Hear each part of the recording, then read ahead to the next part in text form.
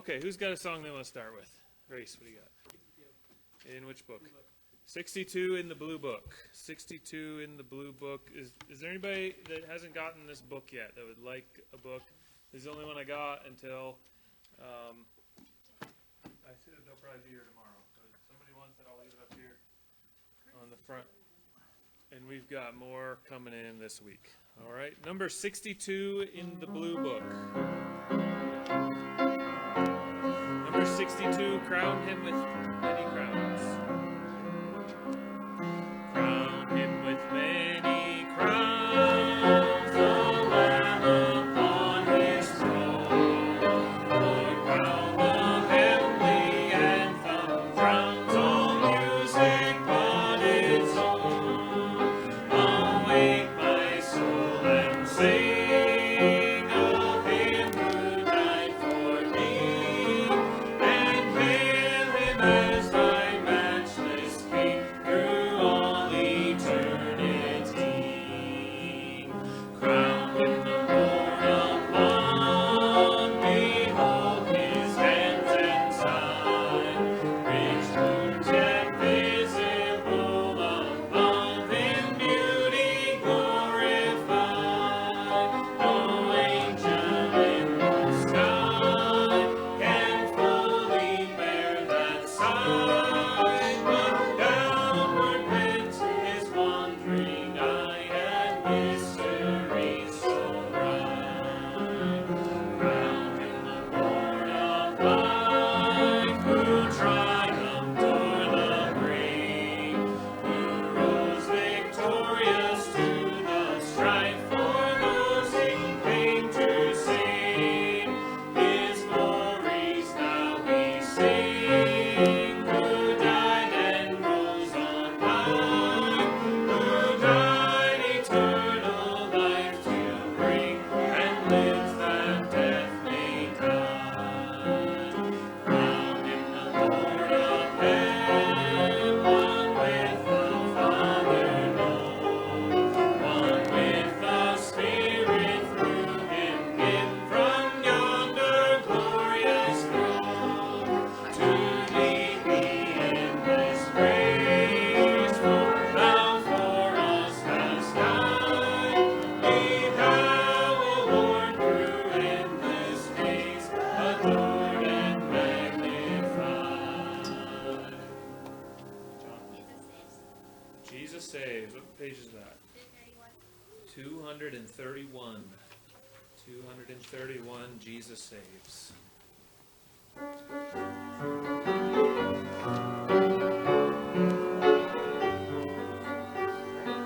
We have heard the joyful sound, Jesus saves, and the tidings all around, Jesus saves, bear the news to every land, climb the steeps and cross the waves, onward 'tis our Lord's command, Jesus saves.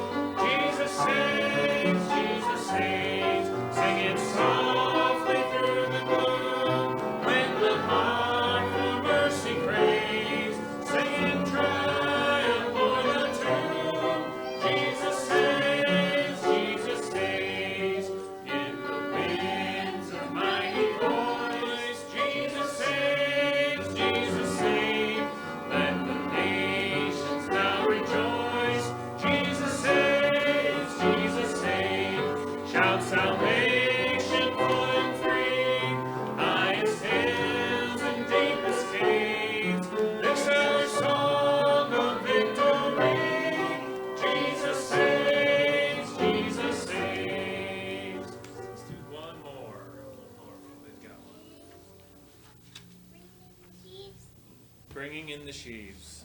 Bringing in the sheaves. What page is that? We're going to all have it memorized pretty soon. 420. Bringing in the sheaves. 420. Oh, well, what's there?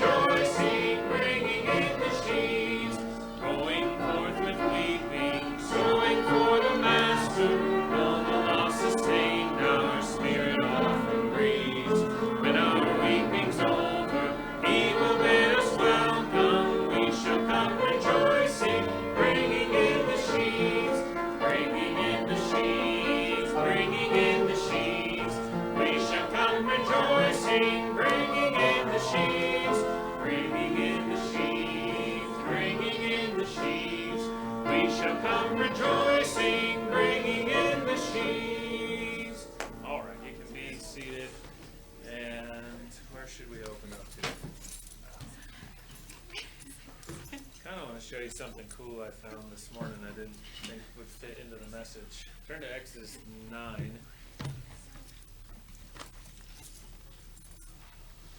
Exodus chapter 9. You know, you said that when God has us do something, He usually starts small and He works it. Yeah. I don't know if that was exactly true. Because Moses had to go tell his wife, we are leaving, and we are going to Egypt. I skipped over that part. Yeah, I can't believe that was an easy part right there. And then his father-in-law, I'm taking your wife and grandkids, I'm going. Well, he was like, yeah, okay, go ahead and do it. He didn't care. But, good, take her away. Yeah. Oh, let me find this verse here.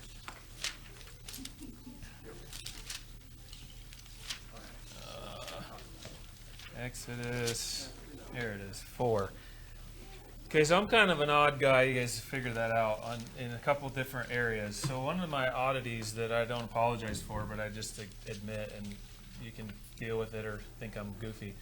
But not only do I think that God promised to inspire the original words of God, right? The words of God are inspired. I believe that that was given by inspiration to the different prophets. I also believe that God preserved His words. So I listened to a debate this week by a skeptic, an agnostic skeptic who used to be a believer, and he's probably going to be in heaven. That's funny. But he's rejected God, and he's a scholar on the scriptures and all this stuff. And then I watched another guy defend the position of the scriptures. But the guy that defended the position of the scriptures, this guy's named Bart Ehrman and James White. If you want to look them up, there's a debate on YouTube. And it was pretty lousy. I don't recommend you watch it because it's a big waste of time. So James White's position is that we do have the scriptures, but they're all in all these different manuscripts. And so all over the place we have these manuscripts. And so the agnostic's position was there's all these variations, so we can't trust the scripture because copies have been copied over and over. And then the guy that was saved guy for sure, and he's a professor, he said basically, well, the differences are there, but they're not that many. Okay, then he showed how many there are, which there's still quite a few. He said there's not hundreds of thousands like the skeptic said. There are plenty of spelling variations and gaps and different ways of writing the same word or writing even the same letter sometimes. And he was counting every last variation like this is changing the text. The other guy's point was it doesn't change it that much. Well, the problem is it's still changed, right? So not only do I believe that the scriptures were inspired originally, I also believe that God preserved them. I believe that men corrupted the word of God. So somewhere through that track and through that train is the preservation of scriptures, all the way through the manuscript evidence back to the original author. And how you're going to find that today is only going to be by faith that God preserved them. Now here's where I go another step. Not everybody believes this, and that's okay, but I'll give you something to think about. I believe that God not only preserved them and purified them, so he took them from something that was good and made them better. Is a translation better than the original?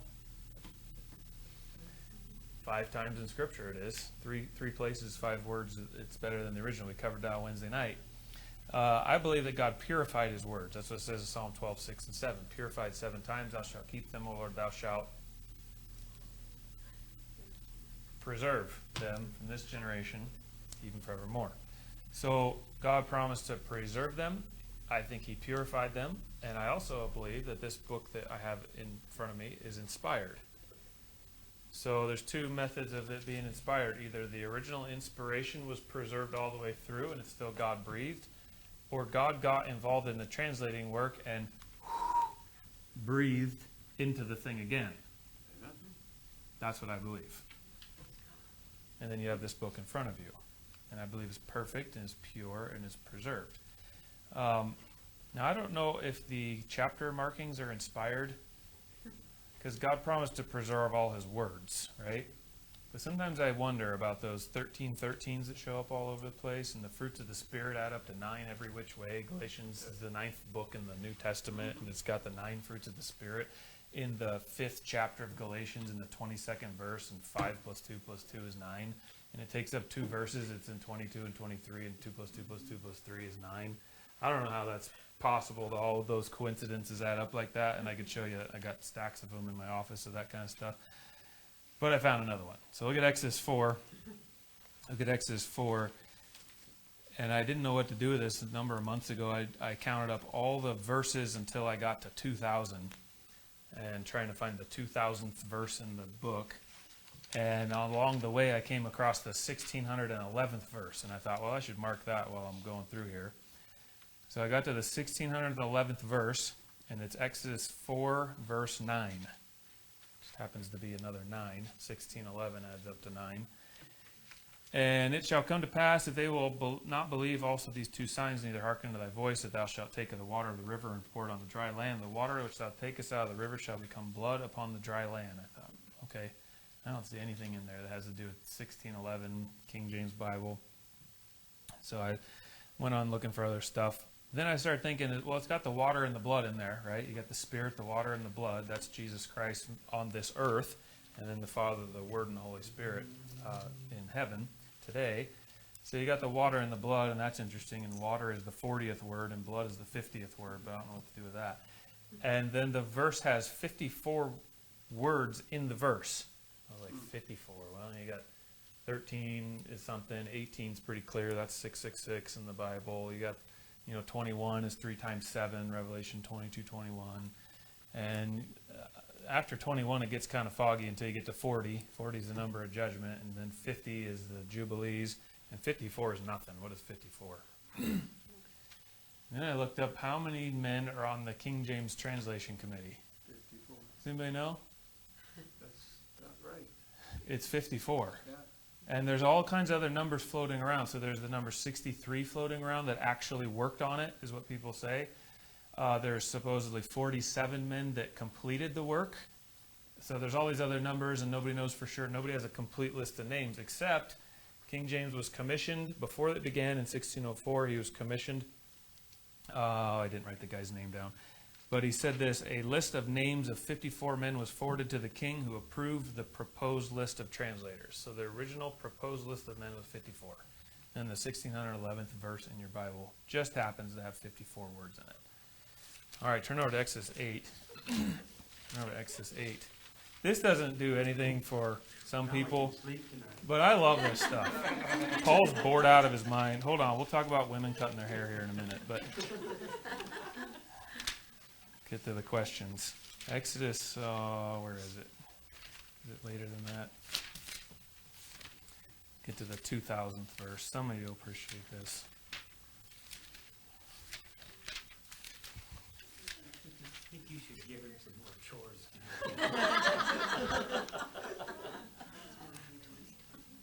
All right, so if you want to make a note in your Bible, the 2000th verse is Exodus 17:16. Exodus 17:16. And it's kind of convenient because every verse after that in the chapter 18 is 1, 2, 3, 4, and it matches 2001, 2003. So, you know me, I'm kind of suspicious that the Lord's coming back pretty soon. He might have put that thing on a calendar and hasn't revealed it to anybody yet. And just briefly, was John the Baptist Elijah? His type of. He's a type of Elijah. And then Jesus said, if you will receive him, then this is Elias. Right? Right. Did they receive him? No. No, they beheaded him. So was he Elijah or Elias? No, he wasn't. Why? Because he wasn't received. He said, well, the predeterminate counsel, the foreknowledge of God determined before the foundations of the world that he had to be. God said, if you receive him, it will be this way. If you don't receive him, it won't be that way. Wow. See how complicated Daniel's 70th week gets? I'm not turning all these references because we have covered it before. And so the reason I keep saying Jesus said, no man knows the day or the hour, right? Except my Father in heaven. Jesus said that before they crucified him. Yep. When they crucified him, they had one more chance to accept him in Acts chapter 7. In Acts chapter 7, they stoned Stephen, right? When Stephen was stoned in Acts chapter 7, he looked up into heaven, and what did he see? Anybody remember what he saw? Jesus on the right. Jesus standing, right? Jesus standing at the right hand of God the Father. Nowhere else in Scripture is Jesus standing unless he's coming back. He's always seated at the right hand of God the Father. Yes. This is actually going along what I was just thinking this morning as I was reading. With that thought process and with the determining of, decision making upon us if things change, what about with all the clear prophecies from the prophets of the end time and Jesus coming? If Jesus were to come back right then and sit at this throne, there would be no time for all those prophecies to come true. Okay, we need to cover those sometimes. If you read through 1 Thessalonians 2, or no, 2 Thessalonians 2, is that what you're referring to? No, I'm reading through the prophets right now. Okay. I'm in, I don't know where I'm at. I'm Okay, pretty so, quick. so here's what you could look at in between times. I'm in Zephaniah. Get a list of the prophecies. We have a track over there called Creator or Liar. It's got a list of prophecies in there. Find a list online, whatever.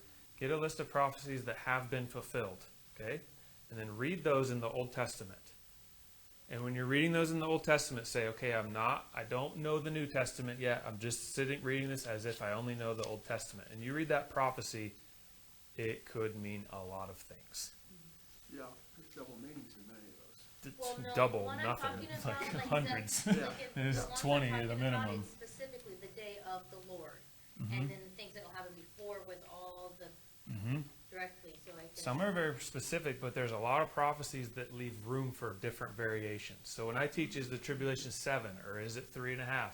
I can't stink and nail it down. Don't you know if I would, I'd be adamant about it. I'm I know adamant about Jacob's everything trouble else. is 3.5. It says it. Time of Jacob's trouble, and people say the wrath of the tribulation, and the second half is the great trib, and the first half is just the regular trib. All that has problems. All of it can go both ways. And so the answer is when they're crossing over the sea, remember Jesus sends them through the storm, and he comes walking to them on the water. Next time you read that, check the cross references in the different Gospels. In one place it says Jesus made as if he would pass by them. And then they cried out, supposing it was a spirit, and Jesus said, peace, be still, or be not afraid, it is I, or whatever. And then Peter walks on the water, storm's still ripping and roaring. Peter gets back in the boat, and you read, I think it's in the book of Mark, or maybe it's in John. One of the places it says, and immediately they were at land. Well, what if they hadn't called out? What if Jesus was walking by, they never called out, they never cared to see if it was the Lord, and then Jesus continues walking. He goes to the other side, and they stay through the storm, and eventually they get to the other side. I mean, you can go first class, second class, or baggage compartment. However you want to get to heaven, that's up to you. And the Lord will let you go however which way you want to go. So the thing about the prophecies is they are flexible.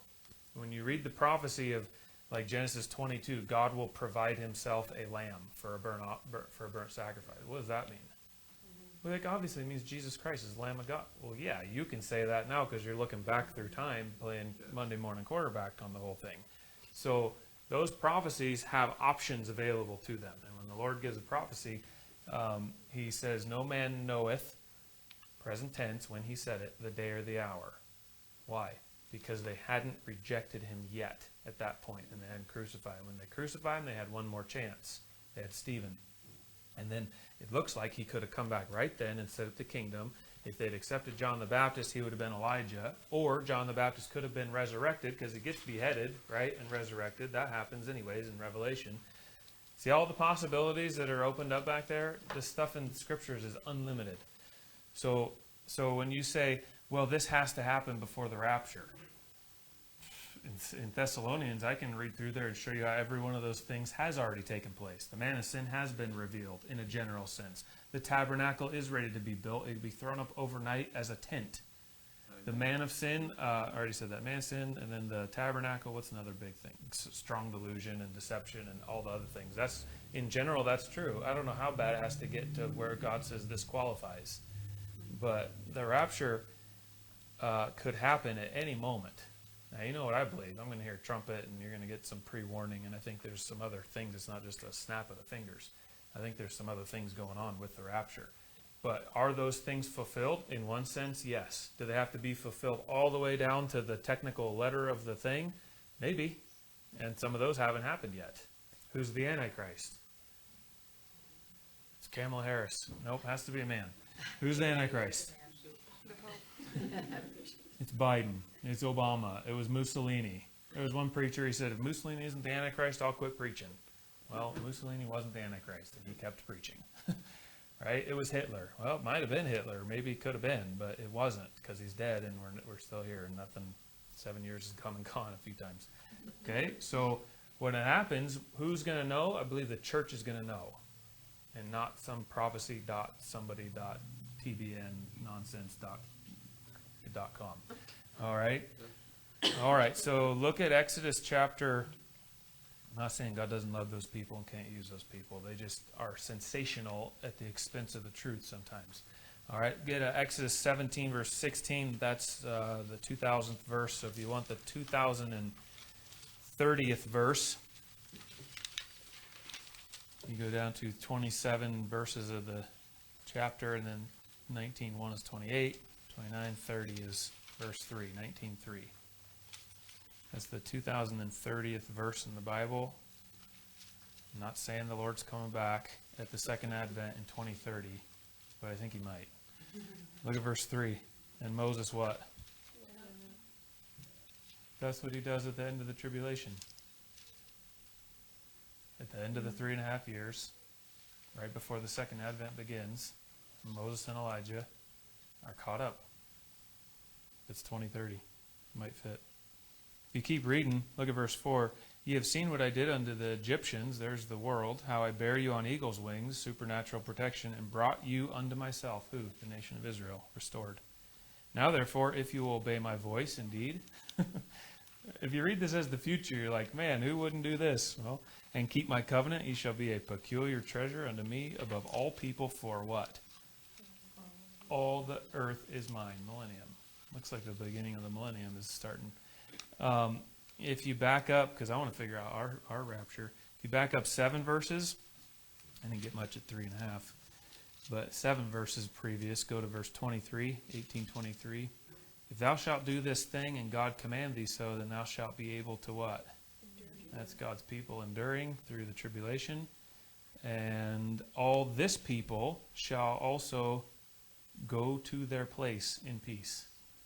Almost sounds like a rapture. Now, this is just Jethro talking to Moses, but you know the scripture has layers to it. It does. I don't know what to make of all that, but I just thought you guys might be interested in that. And Paul can sleep better now. All right, turn to the New Testament. We're into the New Testament. And I don't know who asked these questions because they didn't put their name on it. So I hope if they're not here tonight, I apologize. I hope you're listening in. Here's the question. Is being a joyful person foolish? Is being a joyful person foolish? And some of you might think, man, that's a foolish question. Why would anybody ask that? But look at Ephesians 5. This might be why you asked that question. I don't know for sure, but this is probably the verse you might have been reading through. Look at Ephesians 5. Is being a joyful person foolish? We should probably pray too sometime this afternoon. And also, I've been meaning to mention in the morning service, please keep Chad and Jenny's family in prayer. Jenny's dad passed away. Some of you met him. He's visited here a number of times, but he passed away this week. It wasn't a surprise, but just keep the family in prayer there. And what else? One other thing I was supposed to mention. Somebody else. Well, continue to keep Jim in prayer. I thought I had one more thing I was going to mention. Yeah, keep that on prayer to your church building. Oh, Dave. I mentioned him this morning, though. I was going to mention my brother-in-law, Dave. The illustration I told this morning was Dave Robinson in Malawi, preacher that he gave him some advice and put on the GoFundMe as his brother, John Robinson. So if you can be a help or support to that, I did want to mention that this morning. It ended up being an illustration instead of an announcement. Okay, let's pray. Lord, I thank you for this evening. I ask that you would please bless the Q&A here that we're looking at. Ask help me to give a good answer. And Lord, I ask you to help us to understand the Bible a little better, be able to live our lives with a clear conscience and pleasing you and the decisions that we make. Lord, thank you for these people here that want to hear the truth and hear the Bible taught and explained. Lord, I ask you to help them also to be able to give other people an answer as you bring up conversations in their life too. I ask this in Jesus' name. Amen. All right. Is it foolish to be a joyful person? Look at Ephesians 5 and look at verses 1 through 4 here. Be therefore followers of God as dear children, and walk in love as Christ also hath loved us and hath given himself for us an offering and a sacrifice to God for a sweet-smelling savor. But fornication and all uncleanness or covetousness, let it not be once named among you as becometh saints. So becometh doesn't mean like you're slowly becoming a saint. Becometh means befitting. It means in accordance with, convenient, agreeing, suitable. Becometh means befitting a saint. So you ought to act like you already are. You are a saint, so act like it is what he's saying. All right, verse 4. Neither, so we got fornication, uncleanness, covetousness, and then he throws these things in here that sound a little lesser. Filthiness, neither foolish talking nor jesting, which are not convenient. And convenient is almost a synonym to becoming. Convenient is also agreeing or suitable. They're not convenient, but rather, what should you do instead? Giving of thanks. Giving of thanks. So is it foolish to be a joyful person? Turn to Proverbs chapter 15. Proverbs 15.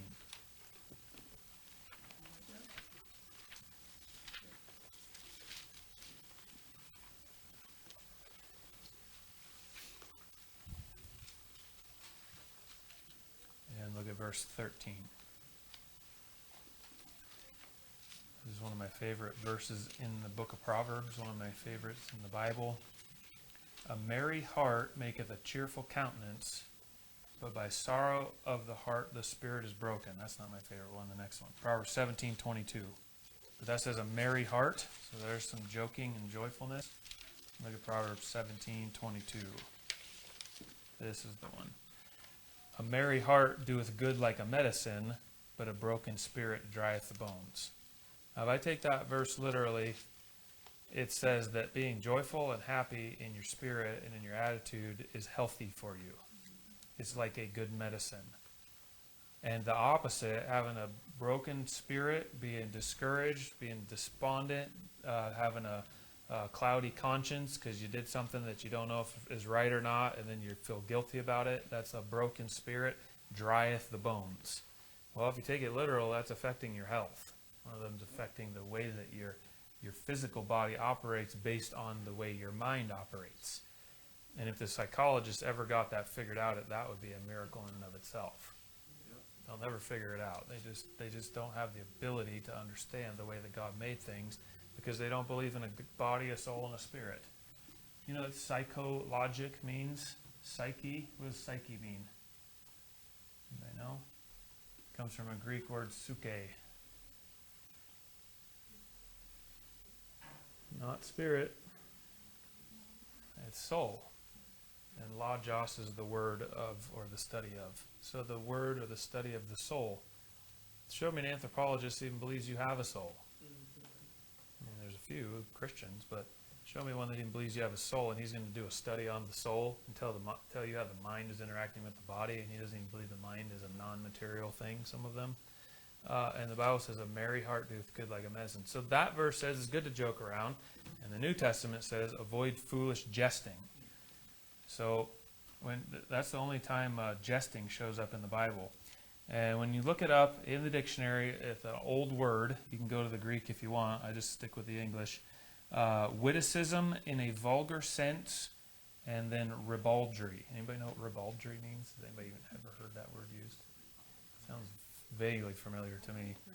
Ribaldry. We rib somebody, and that's maybe ribaldry, ribbing somebody. But ribaldry, in the old understanding of the word, this is like a 1548 definition.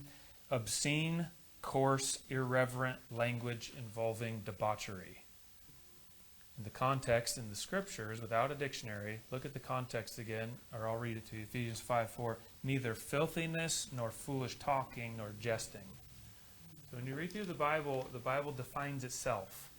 When you read through the thing and you say, I don't know what jesting means. I thought jesting is like just joking around. Well, it's connected in this verse with filthiness and foolish talking.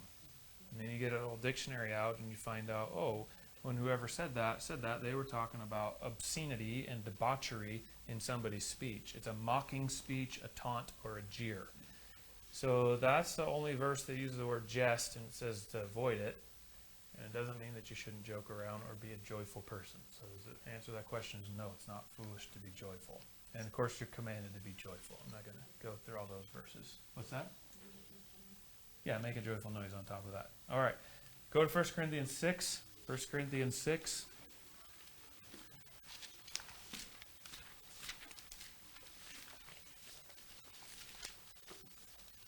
And I think some people raised in church maybe do really think that you're not ever supposed to joke or laugh or clap or get excited in church because it's such a solemn thing and such this holy, dreadful thing. Those places remind me of a funeral home. I don't know why they're so deadly feeling like that, deathly feeling, I should say, like that. But they just have no spirit of life there, and there's no joy. And that's not the love of God. That's not true religion and undefiled. That's just a bunch of paganism and superstitious nonsense that leads people to hell. All right, look at 1 Corinthians 6. 1 Corinthians 6. And here, I should give the question. What does sinneth against his own body mean? What does it mean to sin against the body? And what does it mean to sin outside the body? And I'm going to say right off the bat, I do not have a very good answer for this. So if I'm looking for some help from somebody, I'll take help from somebody. But I'll give you the cross-reference here, the best I can give you an answer, and then I'll have to leave it to you. So 1 Corinthians 6, look at verse 18 is the exact verse.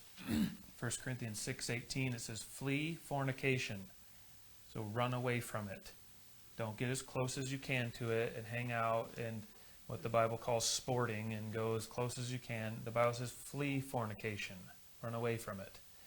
Every sin that a man doeth is without the body. Every sin that a man doeth is without the body. It takes place on the outside of the body. But he that committeth fornication sinneth against his own body. What does it mean to go against the body, and what does it mean to be outside the body? Hold your place here. Turn to Mark chapter 7. Mark chapter 7.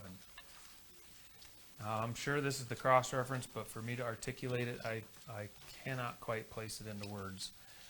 Because anytime I tried, I cross-checked it with a couple other things, and I couldn't quite get it to work out. So I gave you the best explanation I can. Mark 7, look at verse 14. It says, and when he had called all the people unto him, he said unto them, hearken unto me, every one of you, and understand. There's nothing from without a man, there's outside the body. There is nothing from without a man that entering into him can defile him. What's he talking about? He's talking about things that you eat. He's talking about washing of hands earlier in the chapter. So he's talking about not germs, but these traditional things that you do without the body. There's nothing from without a man that entering into him can defile him. But the things which come out of him, those are they that defile the man. And when Jesus says this, you're like, what, doesn't that sound backwards? I thought putting bad things in the body is bad. And he's saying the only things that defile you is after it already leaves. Well, what are we talking about? 16, if a man have ears to hear, let him hear. When he was entered into the house from the people, his disciples asked him concerning this parable. Well, guess they didn't get it either. And he said unto them, Are ye so without understanding also? Thank you, Lord. Yes, we are. We are ignorant, and we need your help. Do ye not perceive, can't you see this on your own, that whatsoever thing from without entereth into the man, it cannot defile him, because, 19, it entereth not into his what? Wouldn't it be just like the Lord to see the whole thing spiritually, and you're like, food, bad steak last night, drinking alcohol, what's he talking about? Smoking a cigar, what are we talking about? And he's like, you missed the whole thing. Are you without understanding also? Because you don't have your affections on things above. You got your thoughts on everything physical all the time. And the Lord has thoughts on spiritual all the time. It entereth not into the heart, but into the belly, and goeth out into the draught, purging all meats. So your belly will take what you put into it and get rid of it. Does that mean you can put whatever you want in your body? Well, we're going to see that verse in a minute. You're going to have to answer that yourself, because I can't answer that as your preacher. Verse 20, and he said, That which cometh out of the man, out of his mouth, obviously, that which cometh out of the man, that defileth the man.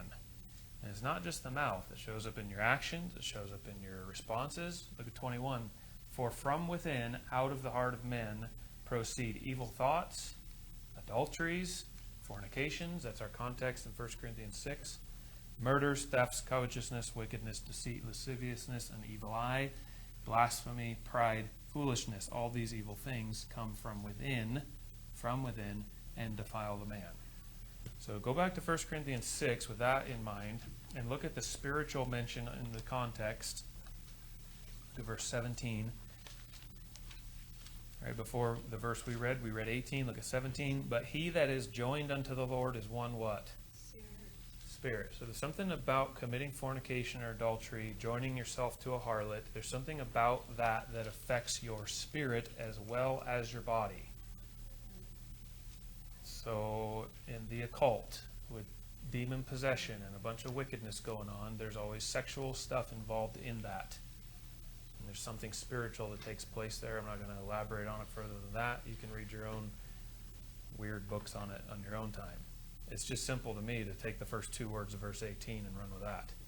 Run, literally. Flee, fornication. It's simple. Now, one more thing to tie it together. Verse 15, know ye not, or two more things. Know ye not that your bodies are the members of Christ? Shall I then take the members of Christ? You're already joined to Christ spiritually, but it affects your body. Shall I take the members of Christ and make them the members of a harlot? God forbid.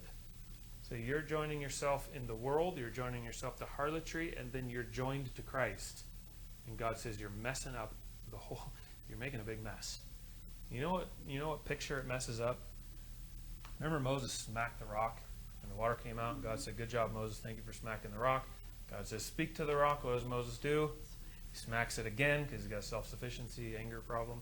Okay, so Moses smacks the rock the second time, and God says, Moses, you're not going to the promised land. Whoa. For using my stick one time the wrong way? Yes, Moses, why? Why was God so upset about that thing?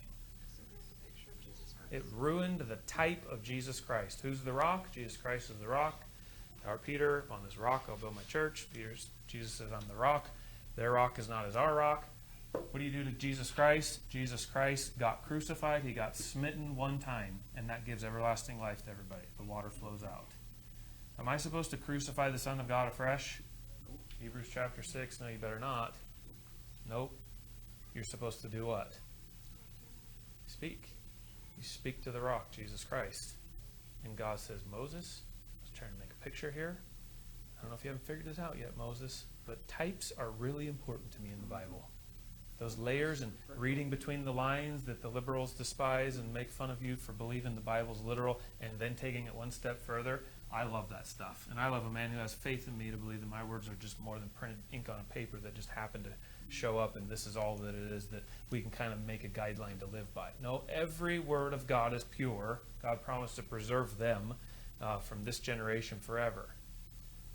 And so what do you do when you commit fornication or adultery? Well, here you are, saved, and you're joined to the Lord. Do you know in the Old Testament and in the beginning of the New Testament, Mary and Joseph were joined to each other, and they're called husband and wife before they came together? They're called husband and wife. We call it an engagement. They call it a betrothal, and they are considered married. From the time he said, "Will you?" and she said, "I will," they were married, even though they weren't married physically. You say, what is that all about? It's about the intent. It's always about the intent. Do you know what you are with Jesus Christ right now? You're the body of Christ, and you're the bride of Jesus Christ. That's a picture. It's not going to be the body and the bride. One of them's a picture from one view. One of them's a picture from another view.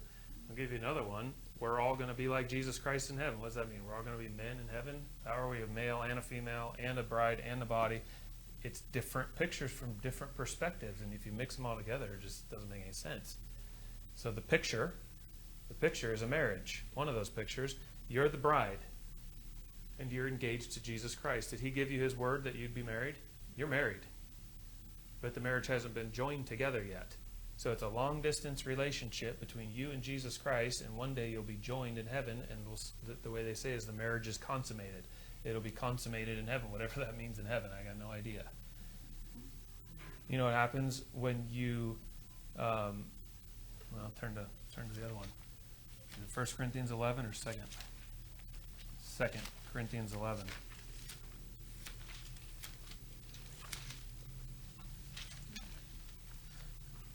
Second Corinthians 11.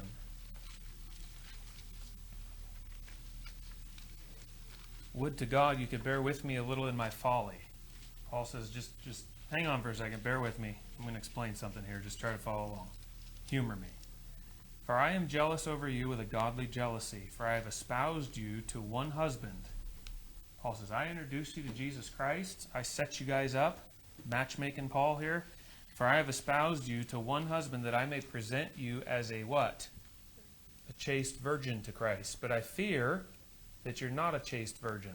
I fear lest by any means, as the serpent beguiled Eve through his subtlety, so your mind should be corrupted from the simplicity that is in Christ. I fear that Corinthians, the most carnal church in the Bible, that some of you have not kept yourselves pure for the Lord Jesus Christ spiritually. So what happens when you do that? When you commit fornication before you're married, you break the type that God said you cannot come together before you're married, because my bride on this earth cannot come together with me before we meet in heaven and have a marriage with a supper, and a bunch of people get destroyed and we go out to battle, and it's a crazy scene. But that's when the marriage goes together. That's what you break when you commit fornication. And Paul says, I fear there's a bunch of you in the church that don't give a flying flip about that. And I think some of you are deceived, and you're going to be presented to Jesus Christ, but you're not going to be chaste, and you won't longer be a virgin when you see Jesus Christ in a spiritual sense. It's called spiritual idolatry. When you go out in the woods and worship all the idols in the Old Testament, it's also connected with fornication every time it's mentioned. All right? So what's going on in the body and out of the body? It's the spiritual things. And that's the best answer I can give. It's the spiritual things. It's hard for me to articulate it better than that. Does that kind of give you something to go on next time you read through that? The Lord takes that thing seriously. And then I want to add this one thing as a pastor, not as a preacher, as a pastor that actually does care a little bit about people. That if you've taken part in those sins, the Lord can forgive you for those sins. So get his forgiveness. That's it. Get his forgiveness. And then go on. Say, well, I did that. It was wrong. Lord, help me not to do it again. Lord, I need your forgiveness for it. The other day I went out to cut up some firewood, and I chainsaw it, finally get it started. I haven't ran it all year. It takes forever to get started. I go to cut my first piece of wood, and there's a bright shiny nail sticking out of the wood. And I thought about yelling Elijah's name as loud as I could, and then I saw a hammer laying on the ground, and I thought, I'll just dig it out myself. It's not a big deal.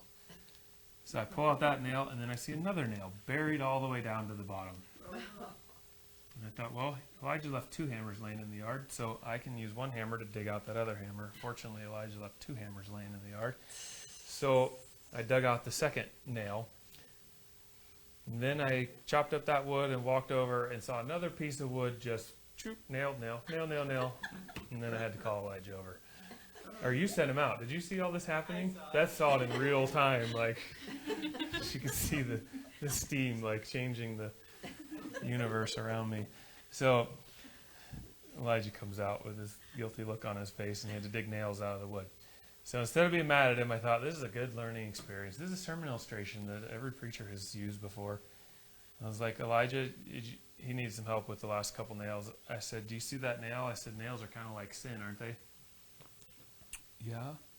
It's like, how are nails like sin? I don't know. Like, nails are kind of like sin, and they leave marks in the things that you put them in. I said, are you trying to hold something together here? Because these nails aren't necessary in this wood. They don't have a purpose. They're just nails that are ruining the wood and can ruin my chainsaw blade.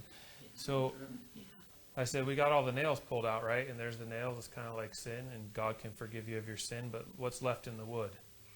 Oh, the holes. I said, and your sin still leaves scars in the wood. Even though you got the sin out, even though the Lord forgave you, and even though you can throw the nails away and the sin's forgotten and you move on, the scars are still left behind. And there's something about this particular sin that scars you emotionally and traumatically in different ways. And the only way to overcome that is to say, that sin was in my body. That sin affected my body. It says, he that committeth fornication sinneth against his own body. And what is your body? Well, it's a temple, yeah, but what is your body? Your body is sold under sin. Your body follows a different set of laws, the Apostle Paul said, and he said, in my flesh dwelleth no good thing. But then you read the rest of Romans 6, 7, and 8, and you find out Paul has separated himself from his flesh, and Paul says, I am not that man. Me, that is in my flesh. He has to clarify when he's going to talk about himself as the flesh. When he says me, he's talking about the spiritual man, the new man, and he says that's the me, and that body is not me anymore, and I'm not associated with those things. All right? So that's getting forgiveness for the thing, but it is a serious sin, and if you have to deal with it emotionally, wouldn't it be better to just avoid it? All right, turn to 1 Corinthians 11. 1 Corinthians 11. This is one of my favorite questions to answer. I don't know why. 1 Corinthians 11, about women having long hair. And for some reason, Baptist preachers like to talk about how women are supposed to dress and look and be at church, and I can't figure it out. So I have a fun time talking about this because I make fun of all the Baptist preachers while I'm explaining it. But really, I don't care what your hair looks like. I won't even notice. Beth has said before to me on numerous occasions, did you notice what so-and-so was wearing today? Because she wanted to say something about it, like how it looked or how it functioned or something. I don't know what. I couldn't told you the color, let alone what it looked like. I have no idea. I don't even know what the men are wearing. Why would I pay attention to what the women are wearing? But Baptist preachers like to get get on this rant about what a woman wears is what makes you spiritual. And I noticed a group in the Bible that's always talking about clothing. Remember a book in Matthew, Mark, Luke, and John? They just can't stop talking about clothing. Everything they talk about is their broad phylacteries and the things they strap around their wrists and how wide the ribbon of blue is, and they love to wear the long robes. Jesus said they love to wear the long robes. You know what Pharisees talk about? Pharisees talk about their clothing. I think the less you talk about, the better. So, yeah, be modest and let the women be adorned in modest apparel. That's the husband's job to straighten that out. If you don't have to, don't make me figure that stuff out. Can't you take one look at your wife in the morning and be like, you can't wear that today. You can't wear that. I mean, I've had to say that like once or twice in my life to my wife. Hey, don't wear that. I mean, that's fine for me. That's not fine for everybody. Don't wear that. And you just, it's simple. Why do I have to address that? Why do I have to talk about this stuff? 1 Corinthians 11, be followers of me, even as also I am of Christ. Now I praise you, brethren, that you remember me in all things, and keep the ordinances as I delivered them to you. But I would have you know, now we're going to start on this subject here of authority. I would have you know that the head of every man is Christ. All right, every man in this room has Jesus Christ as his head. And the head of the woman is what? Is the man. Are women allowed to circumvent the man and go directly to Jesus Christ? You can go up that chain of command anytime you like, any way you want. And the Lord will tell you if you're out of place. You can do that in the military, and if you do that at the wrong time, you will be told if you're out of place. I read a book about a military officer, and he thought it would be a great idea to go up to this guy 3 ranks above him. He caught him in the lunchroom. He really wanted to get this thing accomplished. His superior wasn't interested in it. The guys above him didn't even know about it. So he went 3 ranks above. The guy had no clue who he was or what he was talking about. And he said, hey, I want to tell you about this project that I'm doing. I really think it'd be a good idea if you let our guys get out and see some more action in such and such and such areas. And this, I don't know if it was a general, but some high officer on the military base heard him politely and said nothing to him, and then back down through the chain of command, following the proper order, he got rebuked from that and got put on hold and got less missions than he was already getting already. He just made a mess of things. And it took him, the purpose of him writing that book was to tell how many of those stupid things he did before he got it figured out. Like, hey, you have to admit you're wrong sometimes, and hey, you don't go up the chain of command out of authority. But you're allowed to do that. He didn't get told, drop and give me 20 right now. I'm not going to listen to you. His superior, 3 levels up, heard him and disagreed with him. And ladies, you're allowed to go above your husband and talk to the Lord about it. And the Lord might want to talk to you about something when you show up. And the head of the woman is the man, and the head of Christ is God. Even Jesus Christ is in submission. That ought to say something to you and I. Every man praying or prophesying. Okay, so praying, speaking to the Lord, prophesying, speaking for the Lord, preaching or speaking for the Lord. Every man praying or prophesying, having his head covered, dishonoreth his head. So it's wrong for a guy to preach or pray and have his head covered. It dishonors his head. I mean, you've heard that you shouldn't wear a hat in the building, shouldn't wear a hat while you're praying. Okay? So let's read this as if we're talking about hats. Verse 5, every woman that prayeth or prophesieth with her head uncovered, so she doesn't have a hat on and she's praying, dishonoreth her head, her authority. For that is even as if she were what?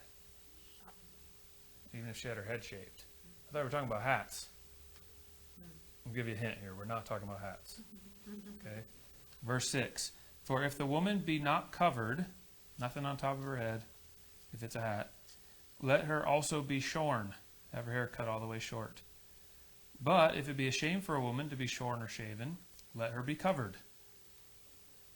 Okay, well, you can apply that to hats, I suppose. I mean, if you have your head shaved or you lost all your hair from the cancer treatment, then you probably want to cover your head. That's not what it's talking about. Verse 7, for a man indeed ought not to cover his head, for as much as he is the image and glory of God. How are we doing on that, church? I should preach this on Sunday morning. Man, head of your home, you're the image and glory of God. Moses, you are a God unto Pharaoh. Moses, I'm not going to talk to Pharaoh. I talk to some kings, but I ain't talking to that one. That guy's a jerk, kind of like him. You talk to him, and you're God to him for me. You know what you are, men, to your wife? You are the image and glory of God. But the woman is the glory of who? The glory of the man. You know what's wrong with promoting women and women models and women in advertising and pornography? You know what's wrong with that on one level? That's glorifying man's goodness. That's man glorifying himself and bragging on his own glory because he's trying to show how good of a person he is. You know what's wrong with the weightlifting and showing off your muscles and starving yourself so you can get your body fat mass index down to less than 11% so you can show up on a magazine cover? It's man glory. It's not God glory. He is the image and glory of God, but the woman is the glory of the man. Where did the first woman born come from? She came from a man. Every woman has a man's name. If you want to have fun with a liberal, tell her she's got a man's name. I do not. I kept my name. Do you have your dad's name? You mean you have your grandfather's name? I mean, how far back do we want to go till we get to Adam and you came from a man? The woman is the glory of the man. I didn't make it that way. You'll be happy that way. God made it that way. For the man is not of the woman, but the woman of the man. Neither was the man created for the woman, but the woman for the man. It's going to get tougher and tougher in America to believe this book. I couldn't say that in probably 75% of churches in this town. Neither was the man created for the woman, but the woman for the man. For this cause ought the woman to have power. Now, I don't know what in the world this means. To have power on her head because of the angels. So the angels are in the authority structure too, and they're looking in on this scene, and it causes some kind of problem. But I'm not going to get into the angels' weirdness. Okay? Verse 11. Nevertheless, neither is the man without the woman, neither the woman without the man in the Lord. Doesn't the Bible still say, submit yourselves one to another? So as a husband, you're supposed to submit yourself to your wife sometimes, even though she's supposed to be in submission to you in the marriage. You're still together in the Lord. For as the woman is of the man, even so is the man also by the woman. Right? Because aren't all men, except for Adam, born of a woman? God put them together so they're reliant upon each other. You know the best advice my preacher gave me? He said, when you get married, he said, make sure that your wife can't live without depending on you, and make sure that you can't live without depending on her. And that's the key to a successful marriage. I said, I don't know what that means, but I'm going to remember that. I have no idea what that means, but I'm going to figure it out. If she doesn't need you, why does she stay around? If you don't need her, why are you going to stay around? I mean, we depend on each other. If you don't, then why stick around? That's the problem. 13, judge in yourselves, is it comely, is it fitting that a woman pray unto God uncovered? So a woman should have a hat on their head. Is that what it means? Doth not even nature itself teach you that if a man have long what? Hair, it's given a shame, is a shame unto him. But if a woman have long what? Is given to her, for her hair is given her for a what? For a covering. Her hair is given her for a covering. So you just got the definition of covering in the entire chapter, but you had to read down to verse 15 to get it. Hair is the covering. It's the covering through the whole thing. Okay, let's read it again. Verse 4. Every man praying or prophesying, having his head covered with hair, dishonoreth his head. Okay. Well, is my head covered in hair? Okay. Is a woman's head covered in hair? Okay, what's the difference? What's the difference? Well, no, because shorn is a different option. So if she doesn't, let's keep reading. 5. Every woman that prayeth or prophesieth with her head uncovered, so she doesn't have a covering of hair like she should. She has a covering of hair like a man's. Dishonoreth her head, for that is even as if she were shaven.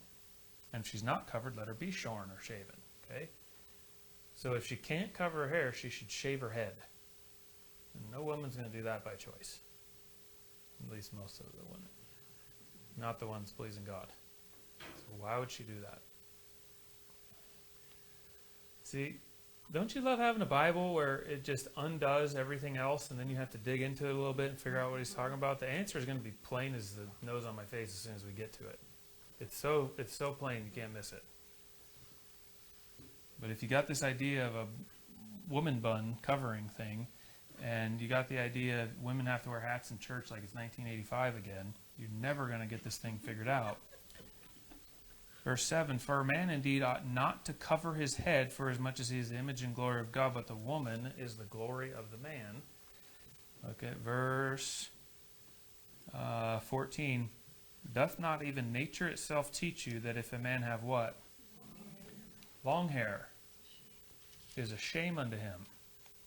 Cross-reference that back up to praying and prophesying. Verse 4, having his head covered with what? Covered with long hair. He dishonors his hair. So, now we have another question. And this one's the easy one to answer if we think about it for a minute. What is long hair? Philip's hair is out to here. Is that long hair? Right? What is long hair? Long hair like it comes over the ears and you break the Bob Jones standard, so you have to get your hair cut because you got long hair. You got to have your sideburns cut, to the top of your ears so you can pass inspection 500 at a time leaving the dorm in the morning? That's not funny. I got a lot of demerits. What is long hair? I have never understood that sideburns thing. Women don't grow sideburns. You ever notice that? You know, men grow beards and sideburns and mustaches, right? And women don't. At least they're not supposed to wear them that way. Never understood chopping the sideburns all the way off to be manly. It doesn't make any sense to me. What is long hair? Any ideas? I'm going to give you one more hint if you don't get it. Any ideas? How would you define long hair according to the text? Hmm? Covering your head, well, wouldn't the whole thing be your head, so shoulder Yeah. length hair? Okay, why do you say shoulder length hair? Because in Jesus' time, we got that shoulder length hair, a lot of them. Okay, now that's different. Okay, pause, break. Now we gotta take. Okay, uh-oh. No, you didn't say something wrong, but we gotta run down another thought. So, pause right there. Paul is writing in the New Testament, right? And he's saying it's a shame for a man to have long hair. Well, did Jesus have long hair? Let me say yes. Or hold your hands up. Get committed. Come on. Okay. Happy say yes. Let me say no. You can say no. All right. A couple of you say no. The culture of the day, Different- which they is had the different Roman rules culture, about their they hair. had shorter hair. But I don't know about the Jewish people. Okay. So if And Jesus, he was a Nazarite. He was a Nazarene. if Jesus He followed cut his hair. the culture, he would have shorter hair like the Romans. Do you think Jesus cared one bit about the culture? No. Because he's always against that. Okay? So what would he have followed? He would have followed the Old Testament law. And what is a Jew supposed to do with his hair? He's supposed to chop it and not supposed to trim it. Okay? He's supposed to chop it flat and straight and not trim his beard. So his beard was full and scraggly and whatever. Maybe he combed it. You're probably allowed to comb it. But he didn't round the corners of his beard. It says that in the Old Testament. And he didn't shape the hair on his head. He didn't trim the hair. He chopped it straight. So he had long hair, and the Jewish people were told to be a peculiar people. So they didn't follow the culture. So did Jesus have long hair? Yes, I believe he did if he followed the Old Testament law. And I could give you the verses on that another time. I don't have them. I don't know where I'd start. All right. I don't know where my reference. Well, they're probably right in front of me, knowing how I work. If I have the references here, I'll give you one or two, because somebody's probably got them. Well, that's not important. Okay, so Paul's in the New Testament, and Paul says, hey, everybody knows it's a shame for a man to have long hair. It was a shame for Jesus to have long hair. But he did it because he's following the Old Testament. We're not under the Old Testament anymore, so we follow the shamefulness that God put in everybody in your own conscience. If you look around in the world, doesn't everybody used to cut their hair short? Like even the majority of people still today, men trim their hair shorter than women, as a rule. As a rule. I'm sure somebody could find the Pew statistics on this, or whoever does statistics nowadays. Why is it like that? The Lord made it that way in your own conscience and in your own thinking. Now, the answer, I think, is in verse 4. Again, there's a lot in this verse. What's the third word in verse 4? 1 Corinthians 11:4. Every man praying. Now, what is the position of prayer? Not just a traditional thing, but even as you find it in the Bible, what is the position of prayer? It's a position of submission. Yep. How do men pray in the Bible? There's a couple positions that men get into when they pray. On your face, or on your knees, and with your head bowed. That's how you pray. Okay? What does your hair cover or not cover when your head is bowed? Face. Neck. Your neck. So think of a woman with long hair like down to the floor because she's super spiritual. Okay? So think of that woman. And when she bows her head, her neck is covered. Right? And think of a man with whatever length hair a man has, and he bows his head. Is his neck covered? It's the same thing that's consistent in all of them. Now, you say, oh, that's weird. That's the definition of having hair that's too long? I think that's the definition. Look at verse 15.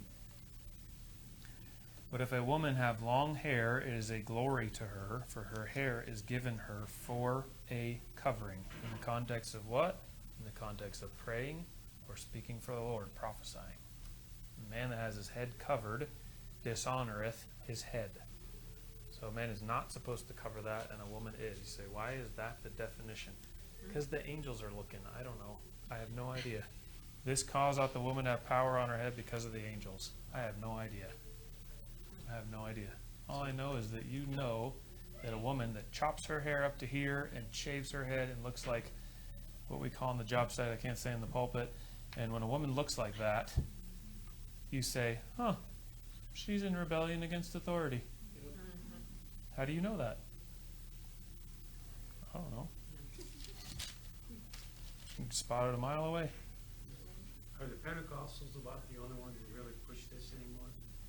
The Mennonites cover their hair with a little bonnet thing, like a mini bonnet thing.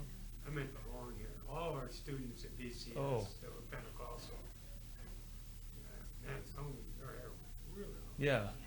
Well, if they at least they got something right in Corinthians, if they got that right. Long hair and skirts, you know. Yeah.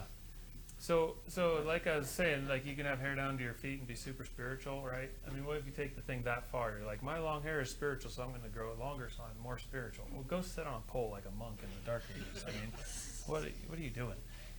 You just you're just being weird about it. I'm submissive to my husband. I'll bet you are. If you had to tell me that, I won't have to watch long to watch you turn him around. All right. So I don't know why it's that. I don't know why it's that way. I don't know why it's in your conscience. All I know is it's in my conscience to keep my hair trimmed short and to keep it looking decent, right? And it's in a woman's conscience to keep her hair long. And for some reason, they want to have it shorter, and for some reason, men want to have it longer when they are in rebellion. Now, I want to give one caveat, however you say that, to this. Look at verse 16. Verse 16.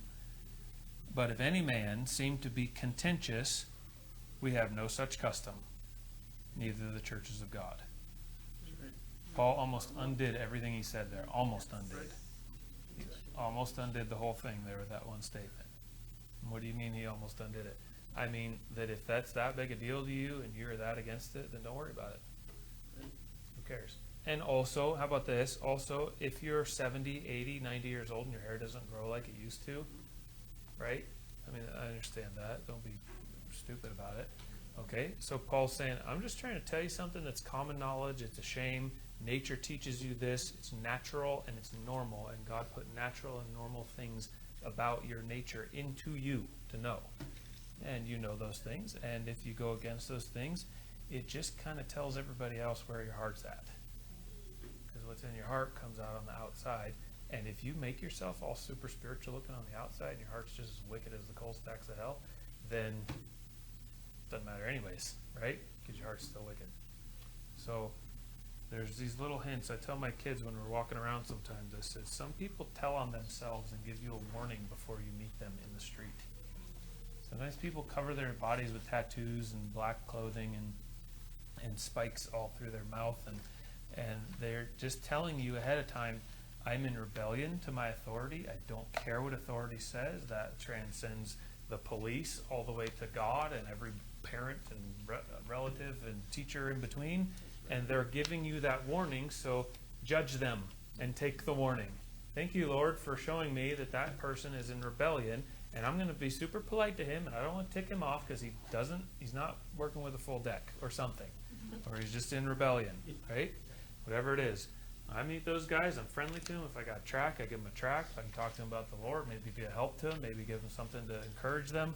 But if the Lord put that in man to show on the outside, then don't be an ignorant Baptist and say, we don't judge, we don't believe in judging, we should treat everybody the same. Everything's the same, everything's gray, everything in my world is just all gray. You're an idiot. You're an idiot, like my old teacher used to say. Another teacher, not a Bible teacher. You're an idiot. So, he was saying that about self-defense stuff. All right, so don't be an idiot. Be a fool for Jesus Christ, right? And pay attention to what the Lord showed you, and then catch it in your own life. In your own life, when you see, when you're a teenager and you want to grow your hair out because everybody in the 70s is growing their hair out, there were just ridiculous amounts of hair. The shampoo companies must have loved it in the 70s. Then catch that. Like, notice that.